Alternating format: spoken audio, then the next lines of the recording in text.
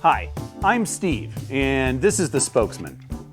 The question that people have been asking since the dawn of time is, which is better, manual or electronic shifting? Manual shifting is easy to understand. It doesn't really rely on batteries or radio frequencies, and it can be fixed on the side of the trail sometimes, if you're lucky, if you have the parts and the tools. Electronic shifting is simple to install, super customizable, and makes you look like you have a whole bunch of money. That ain't so bad either. Let's talk about this.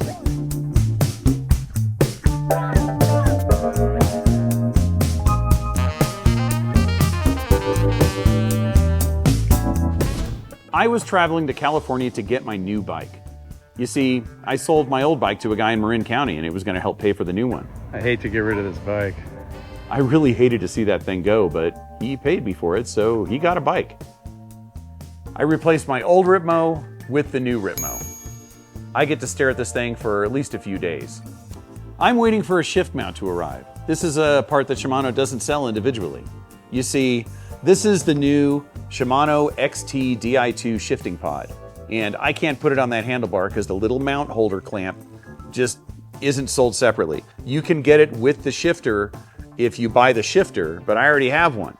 And this one originally mounted to the XT brakes that came with this bike, but I upgraded my brakes when I bought the bike to some new TRPs, and so there's no way to mount this. The mount doesn't work the same way. So I have to sit here and stare at the bike while my local shop waits for a wolf tooth mount to get in, and then I can go pick it up and install it, and everybody will be happy. Yeah, that's all I need. And this? I'll be happy. I'll be riding. So anyway, I've been staring at this bike for almost a week, and it got me thinking. This bike has the new Shimano Di2 wireless shifting. Is it better than cable? Really? And why doesn't anybody use wireless brakes? I mean, we know the answer to that.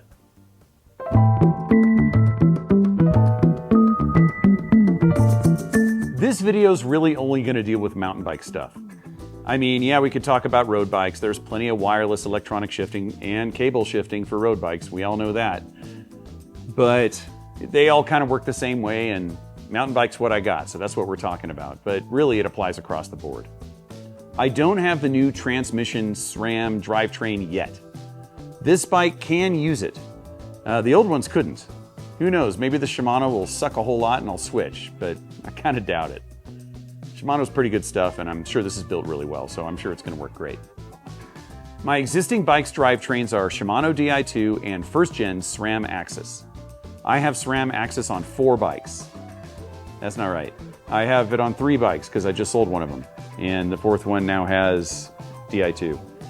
I found the SRAM to be incredibly reliable and precise. I really don't have anything to complain about. I've never had a battery die, except for that one time the battery died. Okay, it's a good story. I was down at Hawes Trail System just east of Phoenix in Mesa, Arizona, and I was there for the Sedona Mountain Bike Festival a few years ago with a bunch of my buddies. We're out riding the hills, and I didn't have a spare battery, and my battery died like right at the beginning of the ride. So I was borrowing one of the guy's batteries to shift to climb, and then shift again to go down, and then shift again to climb. And so at the top and the bottom of every hill, I'd borrow this dude's battery, and it was kind of a pain in the butt. So finally, at the bottom of the hill, I walked up to this giant crowd of people, and I just said, hey, does anybody have a spare Axis battery? Because I don't have one, and my battery's dead. And one guy said, yeah, sure, no problem. So I walked over to him, said thank you, and he reached down and pulled the battery off of his derailleur. And I'm like, listen, man, you don't need to do that. I'm looking for a spare battery. And he said, no, don't worry about it. You're fine. I can do this. I'm like, thanks, man. Took the battery, turned around, looked at my buddies. They were just dumbfounded. They couldn't believe what they were looking at, and I couldn't figure out why. I said, what's up, guys? What's going on? They said, that's Braden Bringhurst. I'm like, who is Braden Bringhurst? Yeah, I just didn't know who he was. I watched 8600 the very next day, and now he's just one of my personal heroes. The guy's amazing. So yeah, thank you, Braden. Anyway, back to the topic. Looking forward to Shimano. It came as an option on the bike. This bike was an amazing deal, so I decided to go for it, even though it came with Shimano, which I don't typically use. And I'm sure it's going to work great. I just can't wait to get on the darn thing.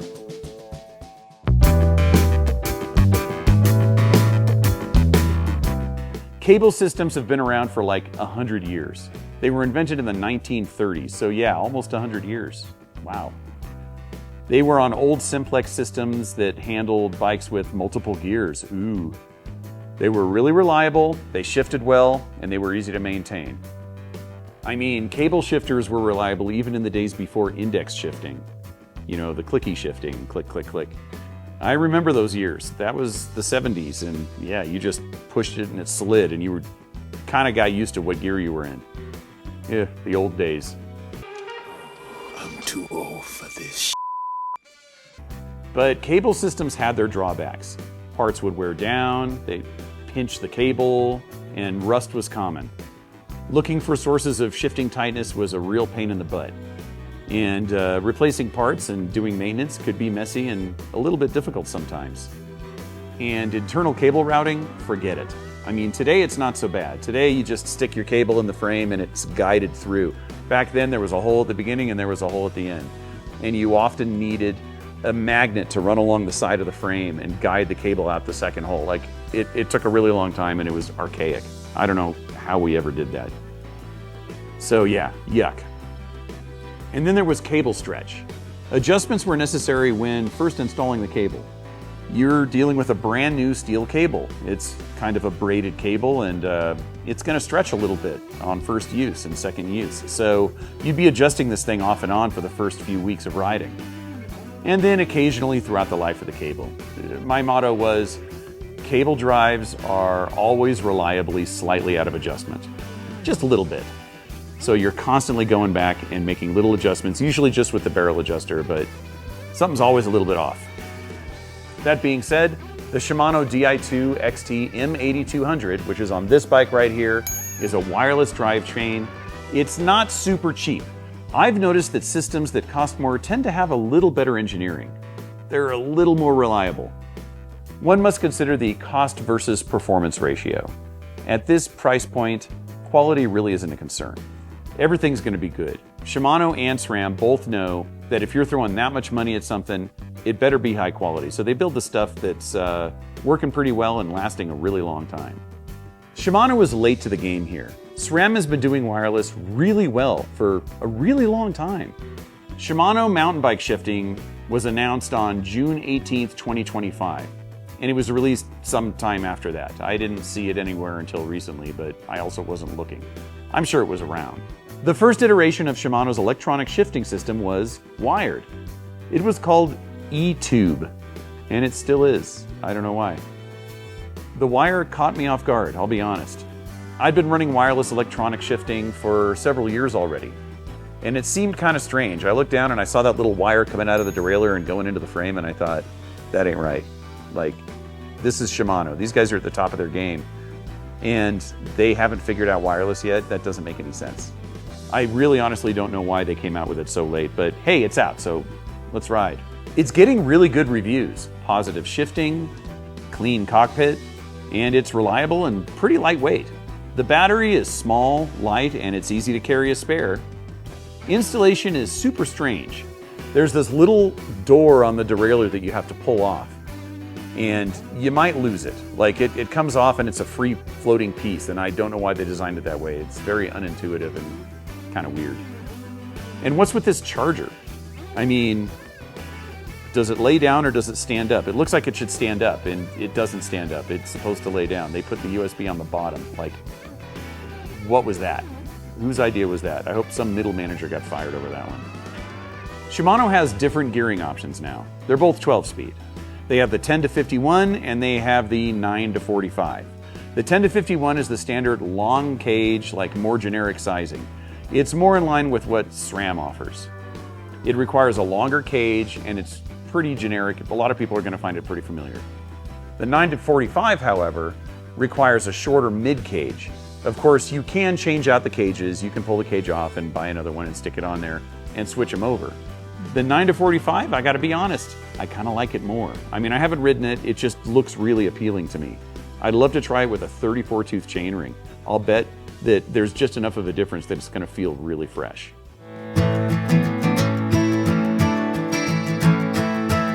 SRAM Axis. First generation was NX, GX, X01, and XX1. And that's all Eagle. They called it Eagle because it symbolized the technology's freedom, range, and unstoppable nature. Very, very American. The second generation of Axis is SX, NX, GX, XO, and XX at the top. There's this S1000, and I'm not quite sure what that is yet. If you know what that is, throw it in the comments down below, because I have no idea. SRAM hit the wireless electronic shifting game first. This was back in February of 2019. I was riding in Brevard with a guy who was sharing a cabin with me. He was a YouTuber also. His name was Mr. Tonka. Remember him? Cool guy. Hi, dude.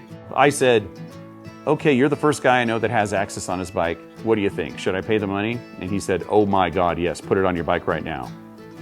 So I did, and I really don't regret it. It's been fantastic. It's rugged, it's reliable, like it shifts well. Everything about it is pretty bitchin'. The battery, easy to change and install. Some say it isn't waterproof. I've had no issues, so yeah, I can't complain at all. Installation. SRAM installing, it's pretty simple and easy. Install, pair, and adjust, then ride. Shimano, simple and easy. Install, pair, tune, connect app, tune again, reconnect app, get angry, and then adjust, and then ride. Shimano's app is silly. Shimano spends so much time on good design. Their stuff is so pretty. This is sad. Goes against everything they stand for. It's crappy interface design. It's clunky. The app needs to reconnect with the bike every time you change anything. It's slow and it's needlessly painful. You make a change to your shifter and then you want to commit it so it spins up and reconnects with the bike and sends the change over. And then you make another change and then it has to spin up again and reconnect with the bike again and then send the change over. It's really weird, and I don't know why they did it that way. And there's no autosave either. So you have to back out of the app and then it'll save your stuff and then go back in. It's very counterintuitive. I'm not a fan, but it does work. And who named it eTube?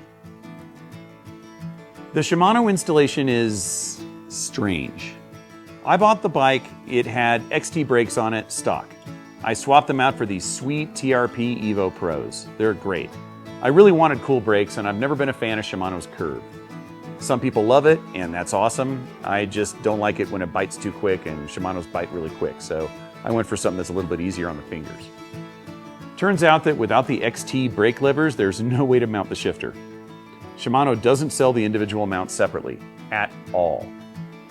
Wolftooth makes one. It's on order.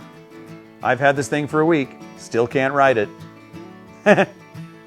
My local shop helped me fabricate a makeshift mount. They gave me some parts and some screws and bolts and things like that. And we talked about how we could put stuff together and file things down and kind of get it working. And I definitely got the shifter mounted, it kind of half worked. And I was totally stoked because I could push the buttons and it would shift, and I was really, really happy about that. But then I went to pull my brake lever and it wouldn't pull, because the reason that the shifter was so firmly mounted is because it was pushing up against the brake lever. So yeah, I couldn't use my brakes. I just pulled it off and said, I'll wait. You know, that's the right thing to do. 3 more days, I'll be fine. Really.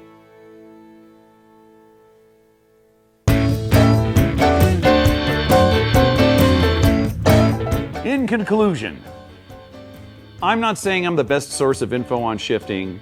I only know what I've used, and I've not used everything. I don't like to review things that I haven't used, out in the field. I like to ride things, and then I know they're good, or not. Campy, Wheeltop, NXS, these all have wireless solutions of sorts, or electronic solutions, and some people really, really like them. Especially Campy. I mean, Campanola makes good stuff. But if you're curious, go rent a bike.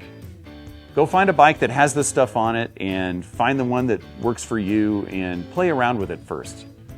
It's the best way to find out how this stuff works. There are probably trails near your house, unless you live in Nebraska. where there are almost no trails there. At least not mountainy ones. Sorry, Nebraska, nothing personal. You're really pretty.